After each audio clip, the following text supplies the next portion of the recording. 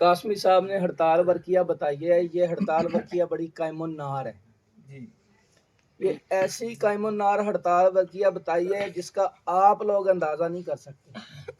जो साहब इल्म है वो जानते हैं। इस हड़ताल को आप कुठाली में डाल के चरख दें, 1 घंटा चरख दें, ये तेल होके खड़ी रहेगी, ये धुआं नहीं देगी। ठंडा करेंगे जम जाएगी और बावजन होगी। ये मेरा प्रैक्टिकल शुदा अमल है और माशाल्लाह ये बड़ी कीमती हड़ताल है। हड़ताल कासमी साहब ने बताई है, इसको तेल करना मैं बता देता हूँ। हड़ताल कासमी साहब ने बताई है, आधा चावल खुराक बता दी है और तेल होने के बाद सुई का नक्का खुराक है। 3 ही खुराकें काम करेंगे। यार ताड़ियां तो मार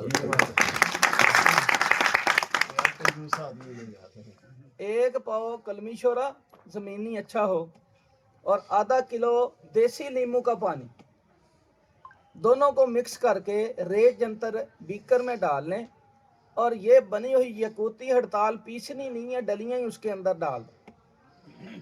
2 चौबी आग पे 3 घंटे पकाएं और गरम गरम में से चिमटी के साथ डलियां निकाल लें।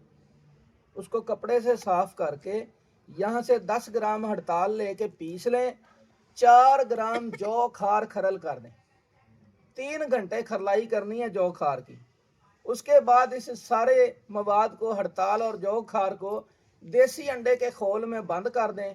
बंद करके दाल माश के आटे से इसके लब बंद करें, गिल करें, खुशक करें।